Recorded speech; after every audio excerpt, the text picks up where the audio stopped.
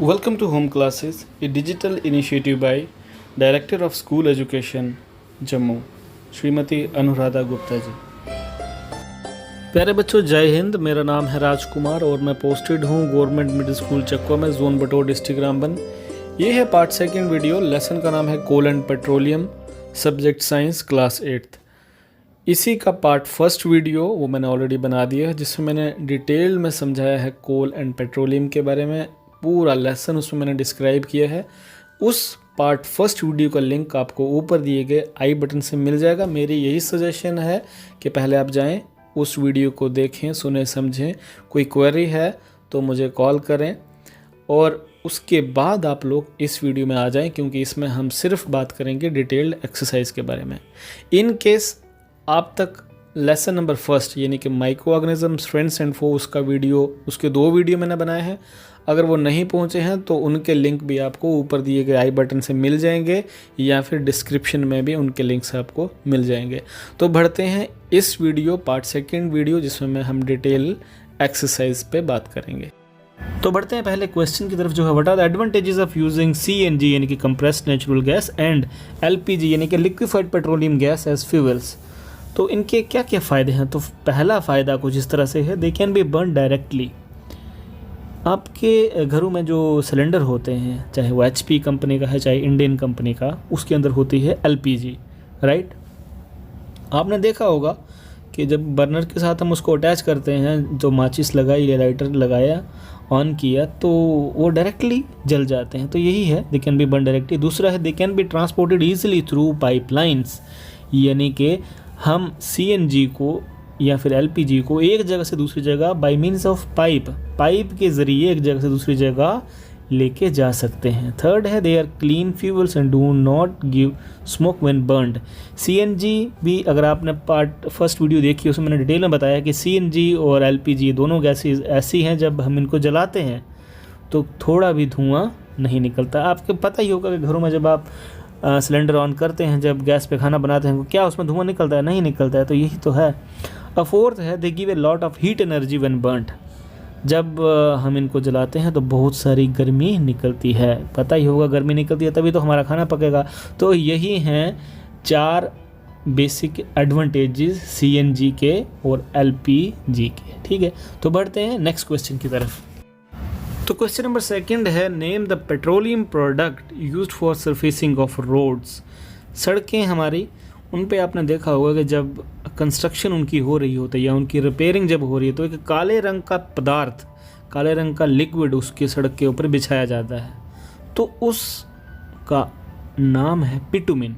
और बिटुमिन एक पेट्रोलियम का कॉन्स्टिट्यूएंट है। जो पेट्रोलियम की जब रिफाइनिंग की जाती है, तो पेट्रोलियम की रिफाइनिंग करने के बाद एक प्रोडक्ट निकलता है जिसको बिटुमिन बोलते हैं, और बिटुमिन का इस्तेमाल किया जाता है रोड्स की सरफेसिंग के लिए। तो इसका यही आंसर है कि bitumen, petroleum product is used for surfacing of roads. अब नेक्स्ट क्वेश्चन है, describe how coal was formed from the dead vegetation and what is this process known as. क्वेश्चन का मतलब है कि पेड़ पौधे जो डेड हो चुके थे, उन डेड बॉडीज़, पेड़ों की डेड बॉडीज़ से कोल कैसे बना और इसके बनने के प्रोसेस को क्या कहा जाता है। तो हुआ क्या था, कैसे बना कोल? इसका आंसर कुछ इस तरह से है, millions of years ago dense forest got buried under the soil due to natural processes like storms, floods and earthquakes. अब से मिलियन साल पहले यानी कि करोड़ों साल पहले क्या हुआ, नेचुरल कैलामिटीज़ की वजह से, जैसे कि फ्लड्स है, अर्थक्वेक्स है, स्टॉर्म्स है, हमारे जितने भी जंगलात थे, पेड़ पौधे, ये ज़मीन के नीचे दब गए, धंस गए। और जैसे जैसे वक्त गुजरता गया, इनके ऊपर और मिट्टी चढ़ती गई और पेड़ पौधे उगे, फिर फ्लड्स आए, फिर वो दब गए, फिर और इसमें करोड़ों साल लगे। ये प्रोसेस रिपीट होता गया, बहुत बार रिपीट हुआ यही प्रोसेस। और ऐसा रिपीट प्रोसेस होने से क्या हुआ कि यही जो डेड बॉडीज इन पेड़ पौधों की, ये धंसते धंसते धंसते धंसते ज़मीन का जो कोर है, आपने अगर फर्स्ट वीडियो में ध्यान से देखा होगा, तो ज़मीन के कोर के पास पहुंच गए। और कोर के पास जब पहुंचे तो वहाँ क्या था, वहाँ बहुत ही ज़्यादा हाई टेम्परेचर है। कोर में बहुत ज़्यादा हाई टेम्परेचर है। ऑक्सीजन वहाँ पे बिल्कुल नहीं है, प्रेशर बहुत ज़्यादा था, कंप्रेशन बहुत ज़्यादा था, और उसी की वजह से क्या हुआ कि डेड वेजिटेशन जितनी भी है वो कन्वर्ट हो गई किस में, कोल में। ओके, और ऐसा प्रोसेस जिसमें डेड बॉडीज़ कन्वर्ट हो जाती हैं कोल में, इस प्रोसेस को कहा जाता है कार्बनाइजेशन। तो यही है हमारे क्वेश्चन का जवाब। अब नेक्स्ट है fill in the blanks. Answers मैंने इनके ऑलरेडी यहाँ पे लिखे हुए हैं, आप सिर्फ समझिए। Fossil fuels are coal, petroleum and natural gas. First video में मैंने डिटेल में बताया है फॉसिल फ्यूल्स क्या होते हैं और उनकी एग्जांपल्स क्या हैं। तो फॉसिल फ्यूल्स एक बार फिर से बता दूं, ऐसा फ्यूल जो बनता है डेड एनिमल से या डेड प्लांट बॉडी से, उसको बोलते हैं फॉसिल फ्यूल। तो क्या क्या होता है वो, कोल, पेट्रोलियम और नेचुरल गैस। बी है process of separation of different constituents from petroleum is called refining. इसको भी मैं एक्सप्लेन कर दूं, इसका आंसर है रिफाइनिंग। जब पेट्रोलियम ज़मीन से निकलता है तो उसको रिफ़ाइन किया जाता है। रिफ़ाइन क्या होता है, जैसे छानना। रिफ़ाइनिंग करने के बाद 5 डिफरेंट प्रोडक्ट्स हमें मिलते हैं, ऑलराइट, जो मैंने फर्स्ट वीडियो में बताए हुए हैं। तो ऐसा प्रोसेस जिसमें से उसे कॉन्स्टिट्यूएंट्स वो अलग करते हैं उसको बोलते हैं रिफ़ाइनिंग। तो नेक्स्ट है least polluting fuel for vehicles is dash dash. इसका आंसर है CNG यानी कि कंप्रेस्ड नेचुरल गैस। इसका मतलब है कि ऐसा कौन सा ईंधन, फ्यूल, जो बहुत कम प्रदूषण पैदा करता है, वो है CNG कंप्रेस्ड नेचुरल गैस। तो फिर इन ब्लैंक्स हमारी कंप्लीट हो गई। अब है क्वेश्चन नंबर 5 जो है ट्रू फॉल्स स्टेटमेंट्स। पहला है fossil fuels can be made in laboratory. क्या फॉसिल फ्यूल को लेबोरेटरी के अंदर बनाया जा सकता है? ऐसा बिल्कुल गलत है, ऐसा मुश्किल ही नहीं, नामुमकिन है। तो ये है फॉल्स स्टेटमेंट। अब सेकंड है CNG compressed natural gas is more polluting fuel then petrol. ये बिल्कुल गलत है, ऐसा बिल्कुल नहीं है कि CNG जो है वो ज़्यादा पोल्यूशन करता है पेट्रोल से, नहीं, पेट्रोल से वो कम पोल्यूशन करता है। अब है C part, coke is almost pure form of carbon. जी हाँ, बिल्कुल सही है, ये कोक बिल्कुल प्योर फॉर्म है कार्बन का। अब है next, coal tar is a mixture of various substances.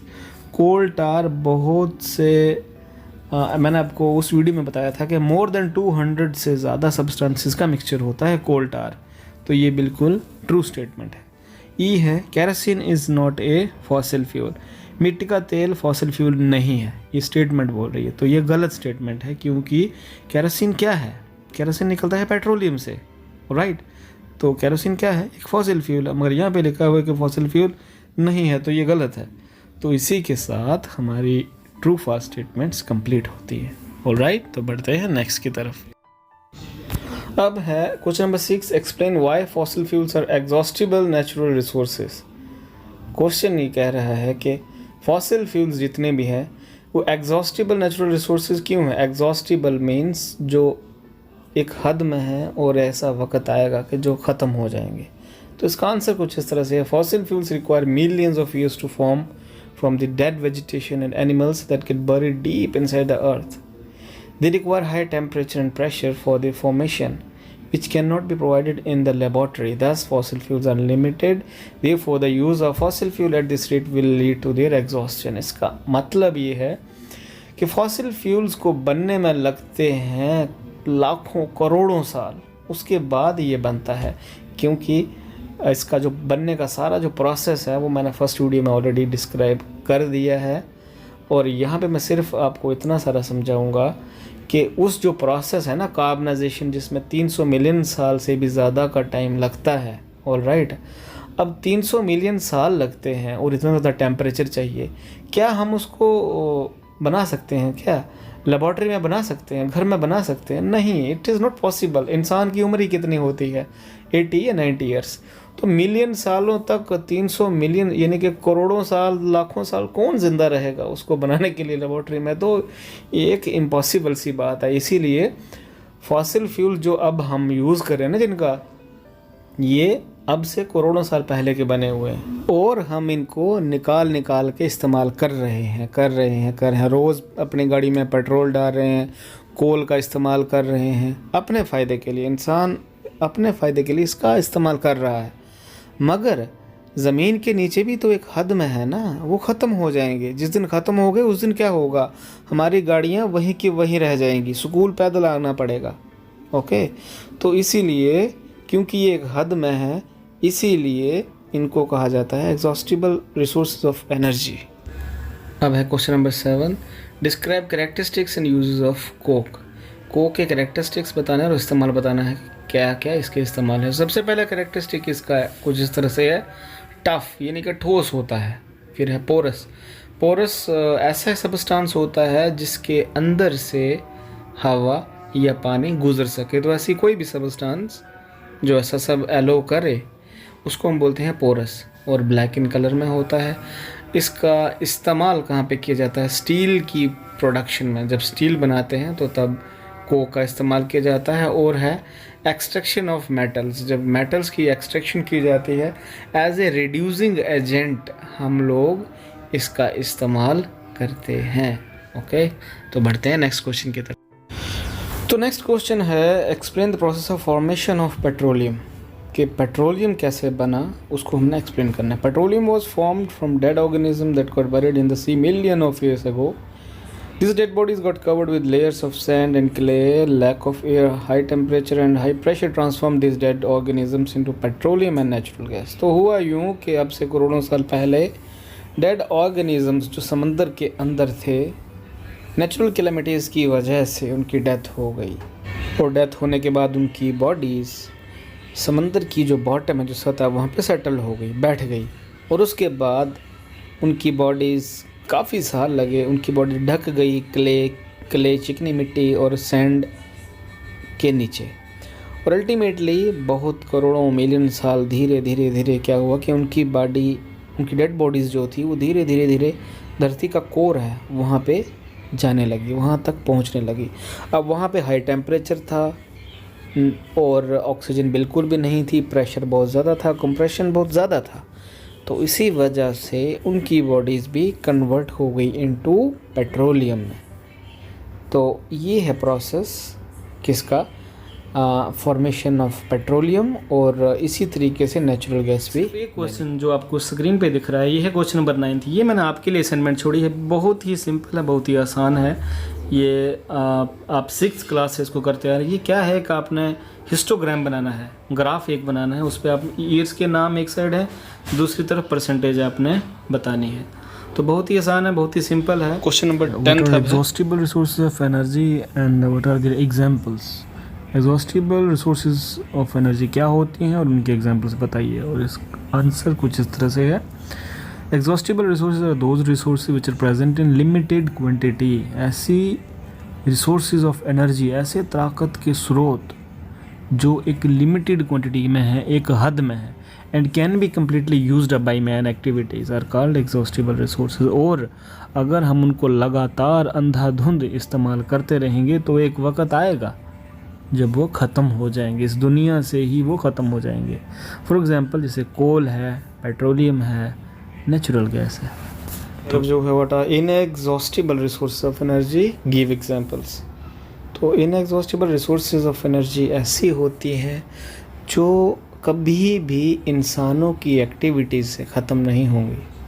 For example जैसे सन है या विंड है, तो सन की रोशनी को हम इस्तेमाल करते हैं सोलर पावर बनाने के लिए, और विंड एनर्जी का इस्तेमाल करते हैं हम बिजली बनाने के लिए। मगर ये दोनों ऐसे सोर्सेज ऑफ एनर्जी हैं कि जो कभी भी ख़त्म नहीं होने वाले हैं, तो इसीलिए इनको कहते हैं इनएग्जॉस्टिबल सोर्सेज ऑफ एनर्जी, माने जो कभी भी ख़त्म नहीं होंगे। अब है next question number 12, why is natural gas called a clean fuel. Natural gas को एक साफ़ सुथरा ईंधन क्यों कहा जाता है? तो इसके रीजंस कुछ इस तरह से हैं, it produces 50% less carbon dioxide than charcoal. सबसे पहला रीज़न ये है कि 50% कम कार्बन डाइऑक्साइड निकलता है जब हम नेचुरल गैस को जलाते हैं इन कंपैरिजन टू कोल। कोयले को जब हम जलाते हैं उससे 50% कम कार्बन डाइऑक्साइड गैस निकलती है। दूसरा है it doesn't leave any solid residue और एमिट स्मोक। जब हम नेचुरल गैस को जलाते हैं तो पीछे कुछ भी नहीं बचता है, जैसे कि राख हो गया या कुछ कोयला वगैरह, कुछ भी नहीं बचता है। थर्ड है it's ignition temperature is very low, यानी कि बहुत ही कम टेम्परेचर पे ये जल सकती है। तो सर्दियाँ भी होंगी तब भी हम इसको आराम से जला सकते हैं। It can be transported very easily through pipes की मदद से इसको एक जगह से दूसरी जगह आराम से ट्रांसपोर्ट कर सकते हैं। तो इसीलिए भी ये साफ़ सुथरी है, कोई गंद वगैरह या ऐसा जिससे एनवायरनमेंट ख़राब हो जाए ऐसा कुछ भी नहीं होता। फिफ्थ है it doesn't produce any smoke while burning. जब हम इसको जलाते हैं तो इसमें से किसी भी किस्म का धुआं या कोई जहरीली पॉइजनस गैस बिल्कुल भी नहीं निकलती ही। तो ये सब रीजंस हैं जिसकी वजह से नेचुरल गैस को एक क्लीन फ्यूल कहा जाता है। तो बढ़ते हैं क्वेश्चन नंबर 13 की तरफ। वो है what are the uses of coal, यानी कि कोयले का कहाँ कहाँ पे इस्तेमाल किया जाता है। तो सबसे पहला इस्तेमाल कोयले का किया जाता है थर्मल पावर प्लांट्स में। ये ऐसे होते हैं जहाँ पर कोयले को जला के बिजली तैयार की जाती है, तो इनको बोलते हैं थर्मल पावर प्लांट्स। बिजली बनाने के लिए काम आते हैं, इसलिए सब मेजॉरिटी जो है ज़्यादातर कोयले का इस्तेमाल यहीं पे किया जाता है। दूसरा है स्टील की प्रोडक्शन में भी कोयले का इस्तेमाल किया जाता है। और बाकी है कि बहुत सारी इंडस्ट्रीज जैसे कि सीमेंट की इंडस्ट्री है, कागज़ की इंडस्ट्री है, एल्युमिनियम की इंडस्ट्री है, केमिकल्स की इंडस्ट्री है, दवाइयों की इंडस्ट्री जैसे फार्मा इंडस्ट्री बोलते हैं, वहाँ पर भी कोयले का इस्तेमाल किया जाता है। और भी अगर इस्तेमाल की बात करें तो बहुत सारा रॉ मटेरियल यानी कि कच्चा माल जैसे बिनोजिल है, कोल टार है, सल्फेट ऑफ अमोनिया, तो ये भी हमें कोल से मिलता है। और ज़्यादा अगर यूजेस की बात करें तो कोल को गैसिफिकेशन करके या फिर लिक्विफेक्शन करके कोल से और भी नए प्रोडक्ट्स बनाए जाते हैं जिनका इस्तेमाल इंडस्ट्रीज़ में किया जाता है। फॉर एग्ज़ाम्पल जैसे यूरिया है, मेथनॉल है, प्योर हाइड्रोजन है वगैरह वगैरह, इन सभी का इस्तेमाल इंडस्ट्रीज़ में बहुत ज़्यादातर किया जाता है। कोल को लिक्विड में कन्वर्ट करके यानी कि लिक्विफिकेशन करके उसके बाद कोल उसी लिक्विडफाइड पेट्रोल जो बन गया उसका इस्तेमाल किया जाता है एज ए सिंथेटिक फ्यूल। तो कोल के बहुत सारे फ़ायदे हैं। अब है डोमेस्टिक यूज़, यानी कि घरेलू इस्तेमाल के लिए भी कोयले का इस्तेमाल किया जाता है। आपको पता ही होगा सर्दियों में जब बहुत ज़्यादा ठंड पड़ जाती है, जैसे लेह लद्दाख का एरिया, वहाँ पे कितनी ज़्यादा बर्फ़ पड़ती है, तो वहाँ पर भी कोयले का इस्तेमाल किया जाता था। कोयले को जला करके अपने घरों को लोग गर्म रखते हैं, जैसे हम बुखारी का इस्तेमाल करते हैं वैसे वहाँ पर कोयले का इस्तेमाल किया जाता है। और बहुत सारे आर्मी यूनिट्स जितने भी हैं जहाँ पे हमारे फ़ौजी भाई बॉर्डर पे या बर्फीले इलाकों में काम करते हैं, वहाँ पे बहुत सारी कोल की सप्लाई फ़ौजी भाइयों को की जाती है ताकि सर्दी के दिनों में जहाँ पे -50 से भी कम टेम्परेचर है वहाँ पे वो कोयले को जलाकर अपने आप को गर्म रख सकें। और बहुत सारी कंट्रीज़ ऐसी भी हैं जहाँ पे कोयले का इस्तेमाल करके खाना पकाया जाता है अभी भी। तो ये थे बहुत सारे फ़ायदे। तो इसी के साथ हमारा लेसन ख़त्म होता है। इनकेस अगर आपकी कोई क्वेरी है या रहती है तो आप मुझे फ़ोन कॉल कर सकते हैं और उस अपनी क्वेरी को पूछ सकते हैं। तो मिलते हैं अगली वीडियो में, तब तक के लिए जय हिंद, जय भारत।